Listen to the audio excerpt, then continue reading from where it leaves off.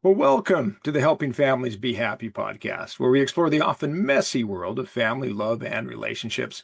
I'm your host for this podcast, Christopher Robbins, husband, father of 9, founder of Familias, fly fisherman, and outdoor enthusiast living in the beautiful California Central Valley. We welcome today's guest, Donna Tetreault. Now, Donna is a national TV parenting journalist, author, educator, and mom who is passionate about helping families build strong foundations and navigate the ups and downs of raising kids with compassion. She regularly shares real-life strategies on Los Angeles stations KCBS, KCAL, NBC, and KTLA, blending research with heart to make parenting feel a little less overwhelming. Now, Dawn is the author of The Castle Method, which is building a family foundation on compassion, acceptance, security, trust, love, and expectations, plus education, and the award-winning children's book, Dear Me. She is married and has 2 sons. Well, today we're discussing how to build trust with our children and families. This podcast aligns with the Familias Habits Learn Together and Talk Together. You can learn more about the Familias Habits of Happy Families by going to the Habit Hub blog on familias.com. For the video of this podcast, please view it on the Familias YouTube channel. Well, Donna, thank you for taking time out of your busy schedule to meet with us. Thank you so much for having me. I'm so excited to be here. You bet. Now, if you'll remember, there was a seminal book written by Dr. Stephen R. Covey called The 7 Habits of Highly Effective People. And it's considered one of the top 2 most important management or relationship books ever published. Now, Stephen, who happened to go to high school with my mother, he had a son by the name of Stephen M.R. Covey. And Stephen M.R. Covey, when he took over the business, he wanted to write a book, and he thought the most important thing that he could write about was trust. And so he wrote a book called The Speed of Trust. Now, I know about this story because then I published a book with an employee and a consultant of that business under the agreement with Stephen M.R. Covey called A Slice of Trust. So Stephen M.R. Covey felt that everything we do begins with trust. So help us understand, what do we need to know as parents and families about learning how to have more trust with our children and our family? Yeah, I think it's so important. I think that kids know whether or not you trust them to be who they're supposed to be. You trust them in their decision making. And it's really important. Maria Montessori, I love this quote by her. She said, never do for a child what they can do for themselves. And that builds in that trust. What I'm wanting parents to really understand is that even the tiniest of our kids, the youngest of our kids, can learn that we can trust them. We can trust their decision making in anything that they do. It doesn't mean that we're just giving everything away and not overseeing and not coaching and helping and being there and creating boundaries. But what we're trying to do is we're trying to tell our kids that we trust you in the process of your life. We trust decisions that you're making, even though some of those decisions we don't agree with or they become mistakes. We trust this process. And I also think it's important for parents to trust themselves in the parenting process. Okay, well, you talk about self-advocacy. Help us understand, what does that even mean? Yeah. What we need to do is we need to allow kids to build their lives and their ideas in their lives and be able to promote that out into the world, whether that is trying to figure out, who is my friend on the playground. Instead of mom and dad creating those friendships and those play dates, asking child to say, who do you like at school? Who do you want to play with? Why do you like this kid? Instead of thinking, oh, I'll just kind of create this friendship for my kid because I like these parents. We're trusting our kid to go out into the world and say, this is the person that I want to be friends with. This is the person that I think is right for me. So we're trusting decisions early on, allowing kids to share what their needs are, and building that self-advocacy to say, yeah, I trust you to go out into the world and make these really good friends. That then will lead them through those teen years to make better decisions in friendships when it can be tough as a teenager to figure out, who are the best people I should be hanging out with. Okay, now this brings up a question for me.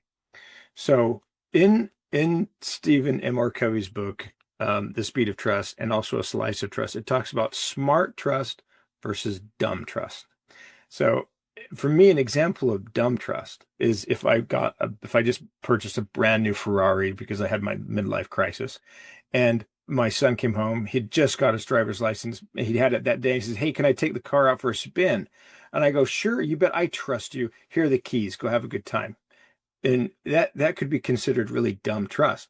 So help us as an expert in this, help us understand how do we navigate smart trust versus dumb trust, age appropriate decisions, age appropriate trust. Yeah, a perfect example. I love this is, bedtimes. When kids are younger, obviously we have to build out what those bedtimes are and those boundaries are. But then when kid is showing this ability to wind down at night and to make sure that homework's done and tech is out of the way, we're basically allowing them to build out a life that we trust that they're on the right track. Not for young kids, but kids, with technology, for instance, you could say, you've got 20 minutes after school. I'm going to trust you at 20 minutes to then bring in that technology and to put it away.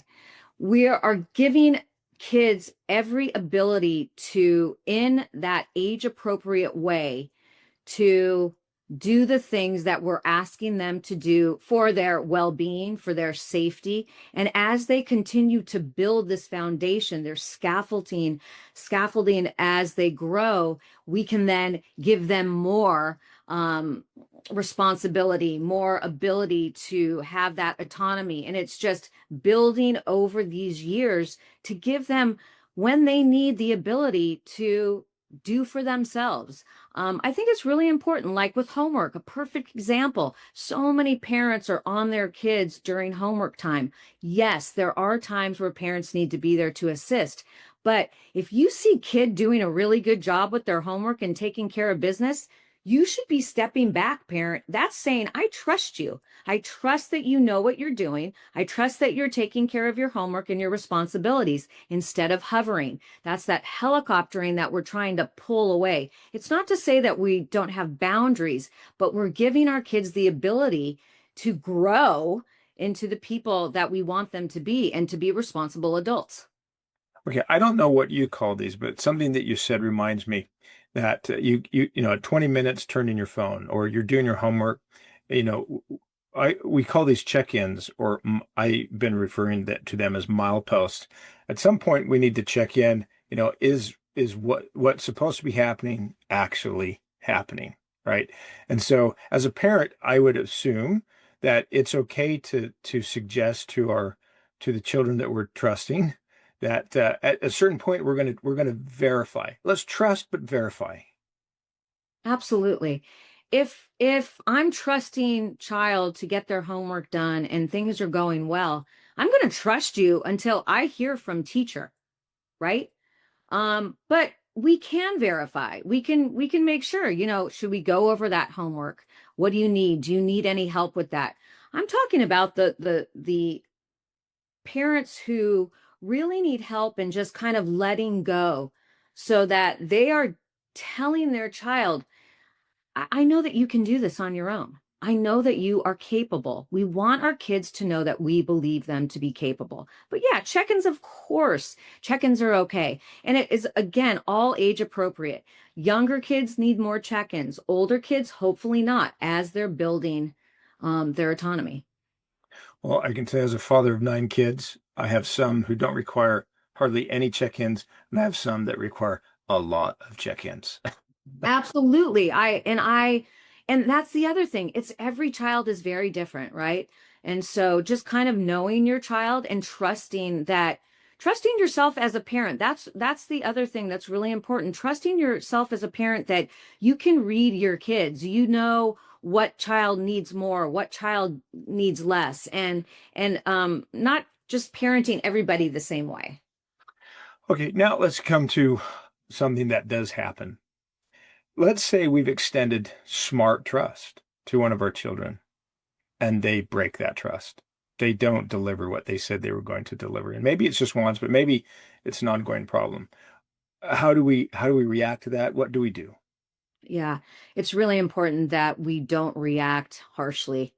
And I think that it's counterintuitive time at times, especially with teenagers, to kind of like push even harder. But we know from evidence and research that that is going to drive the problem further, and you're going to disconnect even further. So we really want to look at connection and compassion. And so it's like asking the question, we had this agreement. You broke trust.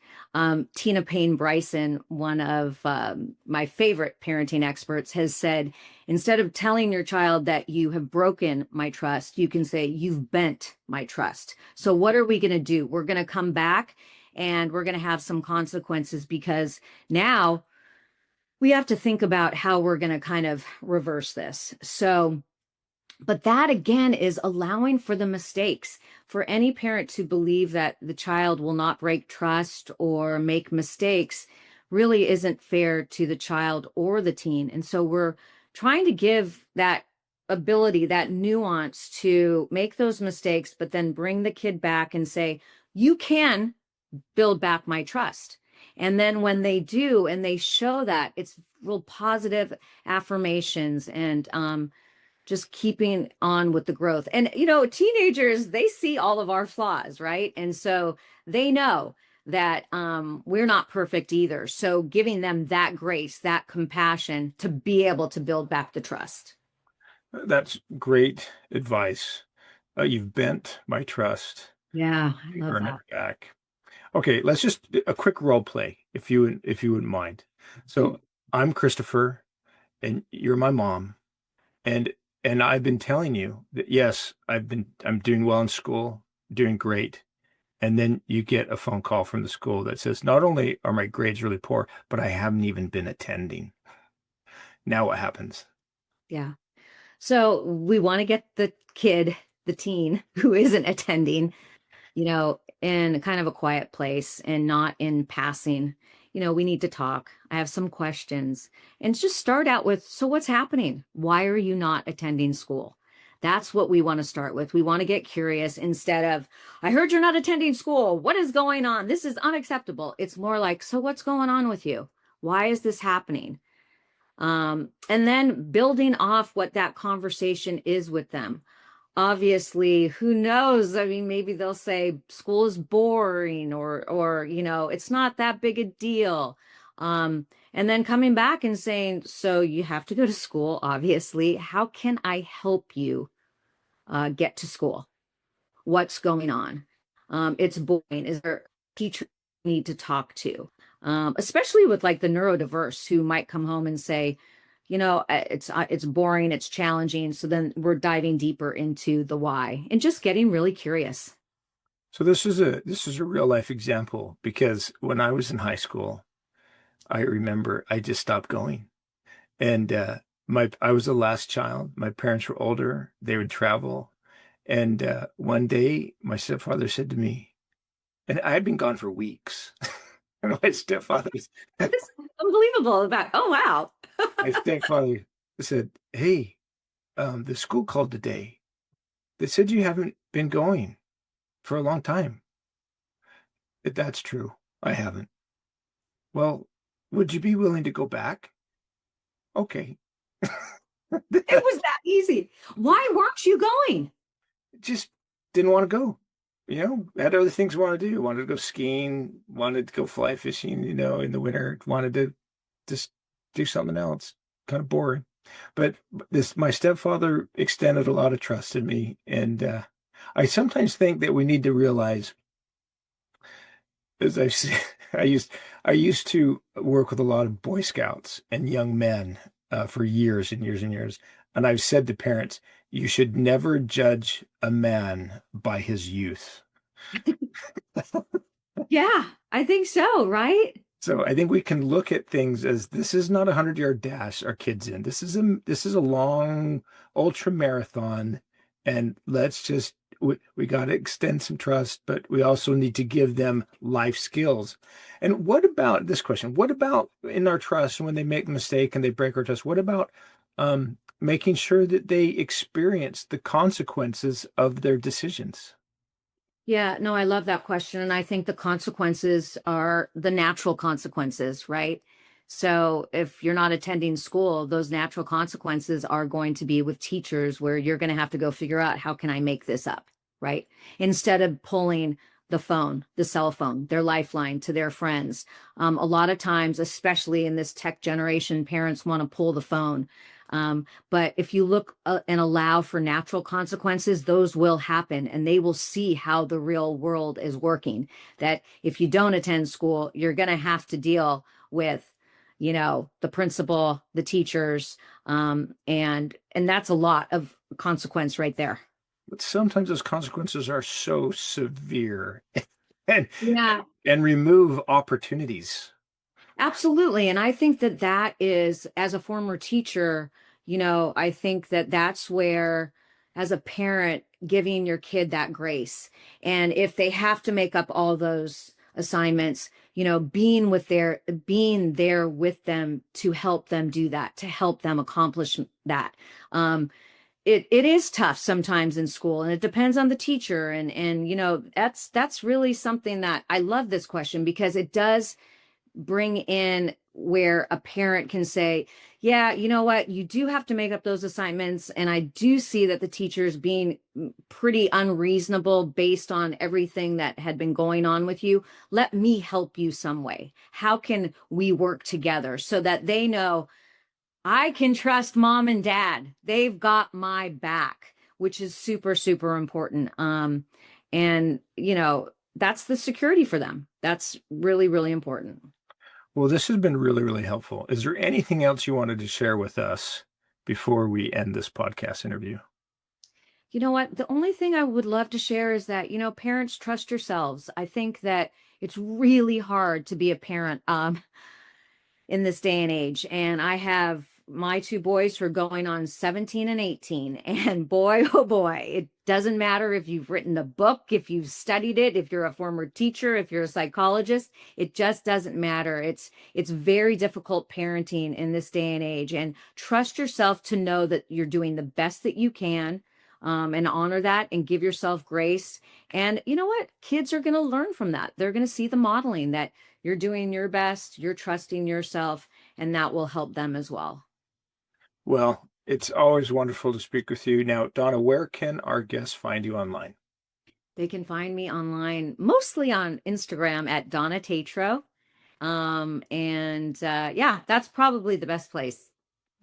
And spell Tetreault for us. Sure, it's Donna and then Tetreault, T like Tom, Etreault.